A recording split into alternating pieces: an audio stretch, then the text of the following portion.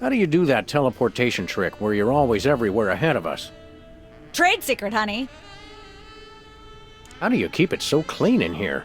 The complete absence of anything resembling food is helpful. Aren't there fruits or vegetables of any sort around here? Just the crew. Ha!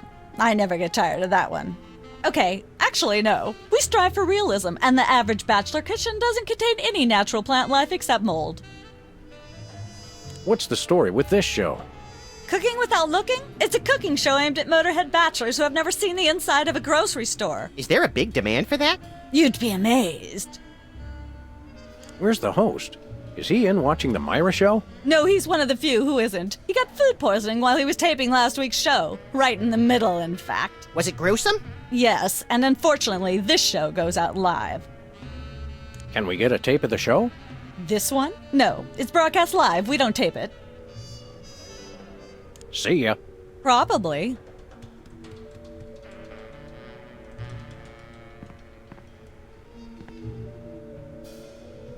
Does this place remind you of anything? No. Wait! Yes! This is the kitchen set from Hop Along Placidly! They probably got a good deal on it after the Pancakes for Play scandal. I missed that show and its masterful constant use of miscommunication as a comic device. Let's accomplish things now. Oh, all right. If we must. That's enough lard to clog the arteries of a major metropolis. Or start a circus of greased squirrels! I rue the day you lost your NEA funding, Max. Welcome to Cooking Without Looking, the cooking show for the typical bachelor kitchen, containing no fruits, vegetables, or healthy ingredients of any sort. The show where we take a random assortment of condiments and barely edible items and create a meal within minutes. Filling in for Chuck Flagon this week, these guys. Just go with it. Oh, hello. Welcome to the show. Thanks, Sam. It's great to be here. Not you, Buckethead. The audience. Oh, greetings, worshipful fans. Remember, the only reason I'm on TV is because I'm better than you. We've got some furious cooking to do, so let's get right to it. What are we making, Sam? Today we're baking a cake. Let's visit our rack of ingredients and add flavoring to the flavoring pail. I'm pretty sure that's a pot, Sam. Max, let's leave the cooking to me and the eating to you. You'll want to crush up some dried dingo kidneys. Come on, bachelors. You know you have them. Look under the sofa cushions. Of course, who could forget the asbestos sprinkles? This stuff isn't just for school lunches. Real kitchens use it too. Don't skimp on the lard.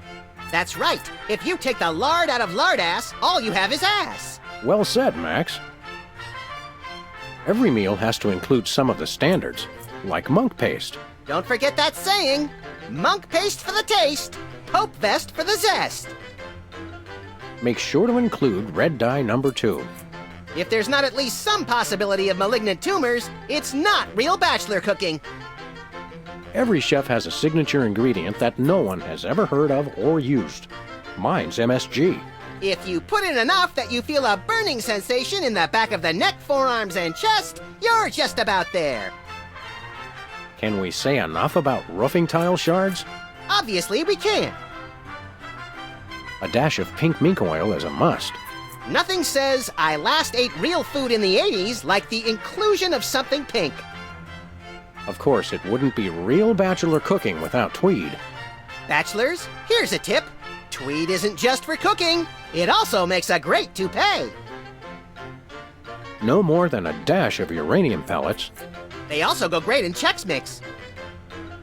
a fistful of squid tentacles, Ooh, that's my favorite Western. a pinch or two of wombat secretions, Make sure they're lightly damp to the touch. The wombats, not the secretions. a handful or two of buffalo chips. You really can't add too many buffalo chips. You want to use the sulfuric acid sparingly. It can easily overwhelm the other ingredients. And your taste buds, and your esophagus. Of course, you're going to want a few dashes of hair gel, Don't worry, bachelors. As long as you use it only for cooking, no one will think you less of a man. Now, do we broil it, Sam? Right you are, little buddy. Into the oven it goes. And, through the magic of TV cooking show time, one gorgeous, delicious cake, ready to be binged upon or shared amongst friends. Oh boy, let's take it with us. I think this is one of those cooler things they use on medical shows to transport donor spleens. What's it doing on the set of a cooking show? Some knowledge is better left unclaimed. This fridge isn't even a fridge. It's a fake. Hey, Sam, can I? No.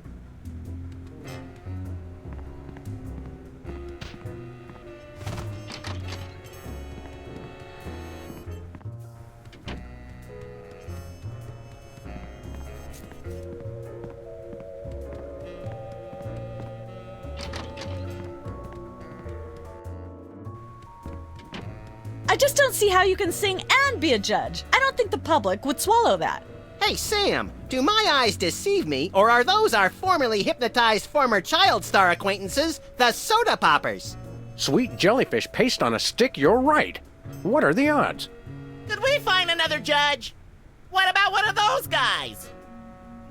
I don't suppose either of you would be interested in being a judge on Embarrassing Idol, the hot new show where we make uncomfortable entertainment out of people's misplaced faith in their own singing ability.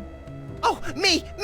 I promise I'll be completely unbiased in my abuse of the contestants. Fine. Take a seat. Goody! I get to sing! Welcome back to Embarrassing Idol. The judges are chomping at the bit, so say hello to our first contestant, Peepers. Am I blue? Who are you? Can I fly?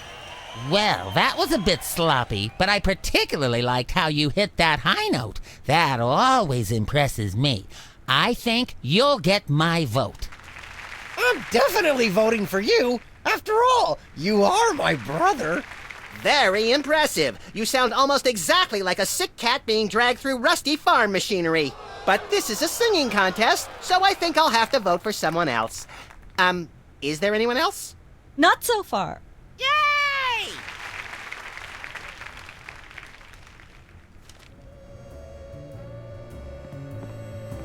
What's with the pool of water? It's acid, brain freeze. Don't you ever watch the show?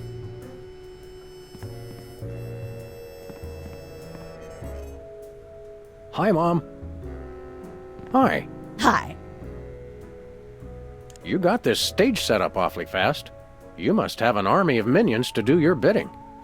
No, it's pretty much just me. I used to have a stagehand, but she went to watch the Myra show. All the more impressive then. Sawing the hole in the floor was the hard part. What's it like working with the Soda Poppers? Oh, the usual. They prance around and make unreasonable demands, but they knuckle under because they're desperate to be working at all. Same as the rest of us, really. Your bleak outlook is oddly refreshing. What can you tell me about the show you're shooting here? Embarrassing Idol, standard drill. Amateur singers with delusions of ability perform in front of a camera. Judges heckle them, and the public gets sick pleasure out of watching the carnage. Can you give me some kind of insight into the arcane workings of the judging? It's pretty simple. All the judges have to agree on a winner. That's all there is to it. What kind of arbitrary criteria do they use to make their decisions? That's up to the individual judges. I channel the spirit of Hammurabi, the ancient Babylonian ruler. Then I pick you, Sam. Thanks, little buddy. What allegedly valuable prize is bestowed on the lucky winner? The winner gets a standard exploitation recording contract with a major label. If you're going to be exploited by the best. That seems clear. Thank goodness. Well, I'm sure you're very busy. You got that right. Hey, can I try my pipes out on this thing? Go right ahead. Frankly, we can use all the contestants we can muster. Ladies and gentlemen, please welcome our next contestant, Sam. Hello, I'd like to do a little song I call Love Has a Thorny Backside. Howling at that drippy old hunk of moon. She's the headline, page one, the Tribune. Road to someday, bits of me are strewn. And let's hear from our judges. Bravo! Your wobbly tenor is way better than Peeper's shrill squawking. Your stylings are quite interesting, but I noticed you never really hit a high note. Peepers is still getting my vote. You sing beautifully, and your lyrics are enchanting. But Peepers is my brother, so I pretty much have to vote for him. Oh. Remember, folks, on Embarrassing Idol, the decision of the judges must be unanimous. Stay tuned for more exciting action after this.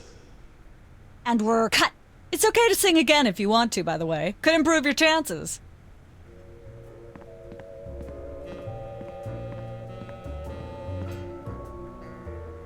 Last time we saw you, you and your diminutive former child star brothers were in the thrall of a megalomaniac hypnotist with bad hair. What have you been up to since then? Well, after you hit us over the head, Repeatedly. our careers have taken an upswing. Clearly. Hey, being a judge on Embarrassing Idol is a tremendous opportunity. I'm feeling the magic already. Tell me, old judge, what gruesome qualities do you look for in a singing performance? Fraternity. I'm voting for Peepers no matter what. He's my brother. The one who didn't forget my birthday today, I might add. I said I was sorry. Happy birthday. Thanks. I'm glad somebody remembered. I said I was sorry. What more do you want? A treat would be nice. Isn't this also St. Boniface Day? Patron saint of carnivorous plants and spiky things? I think that's next week. What kind of perks go with this gig? Do you get fancy dressing rooms and candy sorted by color? Ooh, craft services food. Have them bring me a roasted Canada goose stuffed with lightly bruised olives, please. Not likely. I ordered a cake for my birthday, but they never brought it. I think the craft services crew all went in to watch the Myra show, like everybody else. All we got was a basket of tomatoes. Ugh. What kind of preposterously un-American weasel are you that you don't like tomatoes? I like them just fine, but they don't like me. What do you mean? I once spent 12 hours in the bathroom after mistakenly eating a cucumber that was sitting next to a tomato on the plate. Say no more. Can you eat those little cherry tomatoes? They're small. No! No tomatoes, tomato juice, tomato paste, nothing, or I'll be out of commission for hours. Enjoy your judging. Catch you later. Uh-huh.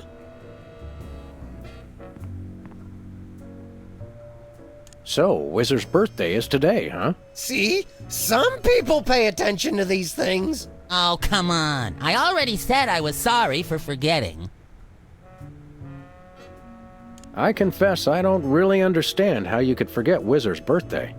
I mean, aren't you guys triplets? Technically, yes. Happy birthday! Yeah.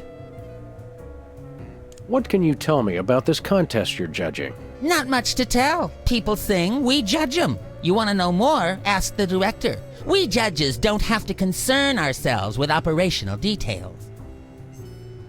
Tell me about the criteria you use in judging a singing contest, such as this one.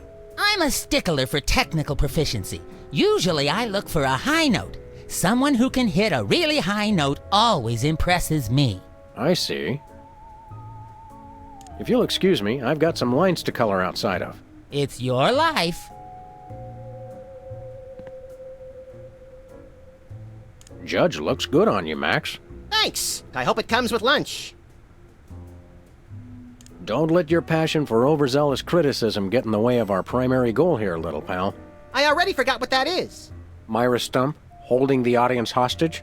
Oh, right. Sometimes my sponge is a little leaky. A fact I know all too well.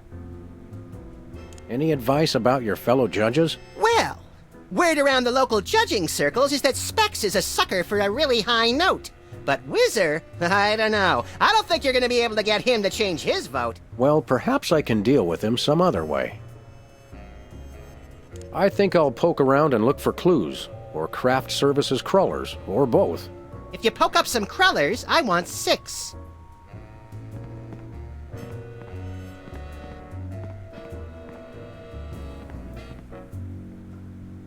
Can I look at these? Sure, take 'em. I've got them memorized. Am I blue? Who are you? Can I fly? Very impressive. Well, well, Peepers, you underdeveloped former non-psychotherapist you. What a treat to run across you again. I'm not sure if I ever properly thanked you for hitting me over the head recently. Repeatedly. No gratitude necessary. Just doing our jobs. Sure. Your lyrics have an intriguingly vapid quality. Did you write them yourself? Of course! Any similarity to lyrics from other wildly popular songs is meant as homage, not theft. I'm dying to know. Is there any truth to the rumors about lip syncing on the old Soda Poppers TV show? We only did that on the released version. How do you manage to hit those eardrum scarring high notes? If you're implying that I use any artificial vocal enhancements, I don't. What you hear is pure Peepers. That's almost exactly what I would have said. I'll leave you to whatever it is you're doing over here. Good luck.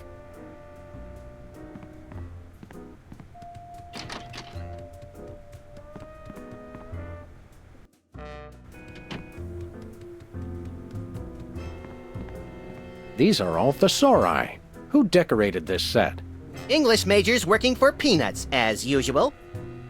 Competitive horseshoe skipping is a thrilling test of accuracy, strategy, and strength. Even more so if the horses are still attached. Some say that's the only way. Hey, bossy. Nah. I'll save the comedy for when the cameras are rolling. I don't want to make anybody mad. Unless there's a reason, or it seems fun. I don't want to make anybody mad.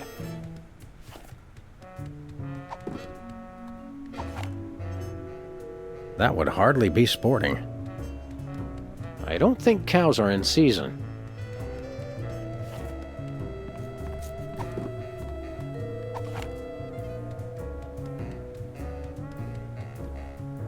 Tempting sometimes, but I become fond of the little guy.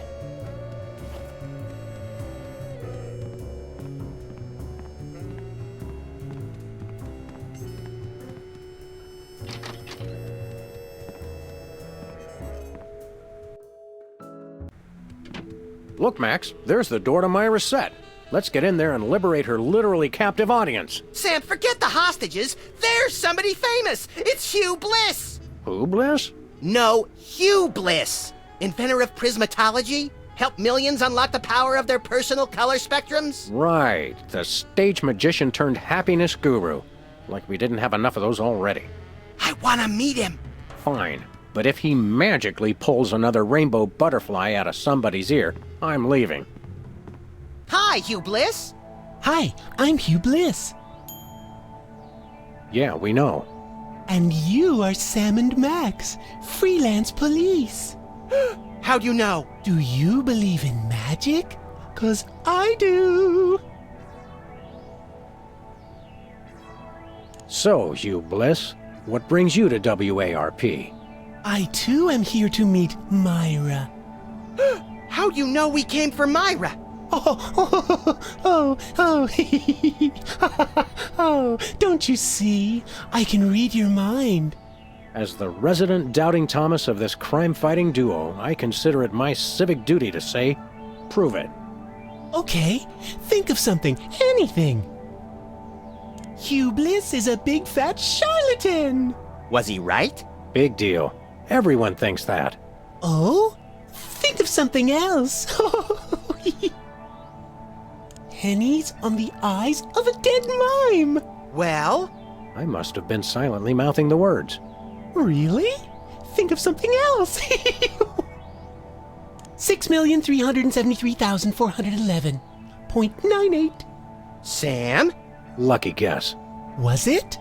Think of something else. Enough of this ridiculous farce. Stop it. Do me! Do me! Oh my! That's unspeakably depraved! Yeah, you got it! Wow, you're amazing. What's your business with Myra? I'm to be a guest on her show, silly. Yeah, silly. I'm spreading the word about my new book, Emetics, the Handbook for Multicolored Happiness. Take a copy when you leave. Can you just give us the 10-word summary instead? We're on a pretty tight schedule. 10 words. Oh my! How about prismatology is the answer? Unicorns are pretty, and rainbows too. That's 10. What's the story on this prismatology flapdoodle? Prismatology is only the greatest intellectual, emotional, and spiritual revolution ever to grace this fair planet. Thank goodness we have someone who can give an impartial assessment. Shh! Tell us more. Join Prismatology today, and you too can experience the magic of true bliss. That goes against everything I've ever hoped for. And yet now I'm strangely attracted to the notion. Snap out of it, little buddy. We've got a case to solve.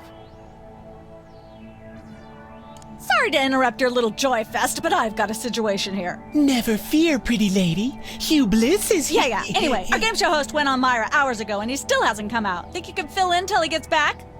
Can a butterfly fly? Yes, it can. Oh, what do I do?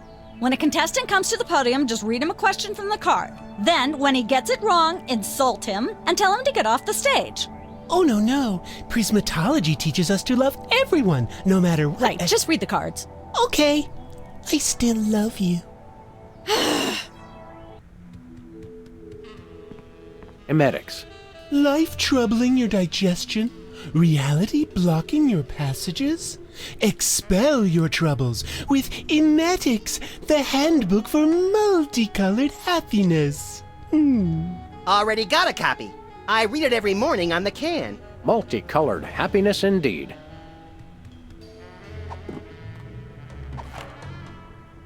In my experience, shooting beloved happiness gurus tends to be frowned upon by the general public.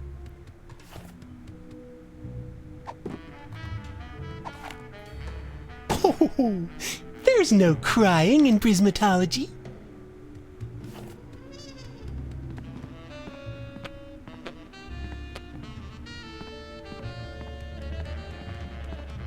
We've got a contestant, people! Hit it! From somewhere deep within the bowels of WARP, it's Who's Never Going to Be a Millionaire? With special guest host, Hugh Bliss. Hi, I'm Hugh Bliss. Our first contestants are a pair of professional freelance police officers. They enjoy firing their guns randomly and running over things. Please welcome Sam and Max. Listen, Sam, they love us! Welcome. You know the rules. If you can answer even one question correctly, you'll walk away a millionaire. Start loading the armored cars, Hugh, because my brain's stuffed with enough worthless trivia to power a small Chilean village for decades. It's true! Okay, are you ready? Oh, happy day. It's an easy one. If a man sets out from the Horsehead Nebula in a spaceship traveling at thrice the speed of light, and his father leaves from Rigel too at the same time going half the speed, how many nanoseconds will it be before time paradox causes the first man never to have been born? I'm not sure, but I'll say false? That's not really a valid answer. You lose! This is an outrage! I demand a recount! We do have a fabulous consolation prize, a copy of Emetics by me, Hugh Bliss. No thanks. I'm content to leave with just my burning shame and newfound sense of inadequacy. Okay. Find out which poor schmuck will be the next to blow his chance at millions right after these messages.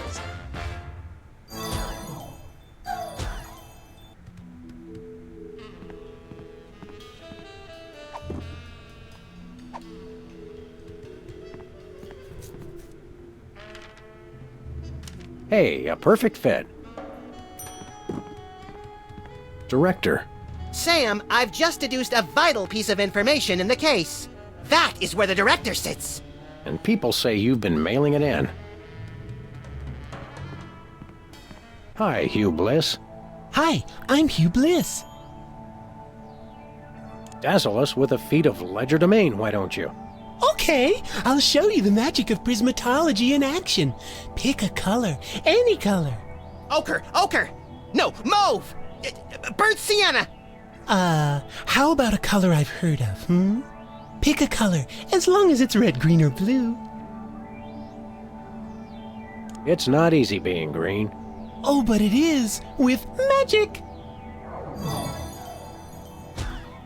Ah, I know what you're thinking. Is it real, or is it illusion? Say, Hugh Bliss, can we get a picture with you for our scrapbook of instantly forgettable memories? Splendid idea. I wish I'd thought of it. Oh, and in fact, I did. Hence the camera. Now gather round. But how will you take the picture? By magic. Okay. Say, chocolate-covered puppies. Chocolate-covered puppies. So where's the picture, Magic Man? Oh, my. I seem to have misplaced it. Check your pockets. Maybe I left it there.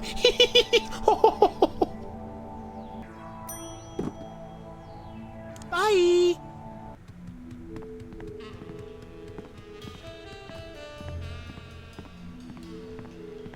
We've got another contestant. Hit it! Welcome back. Our next contestants are these guys again.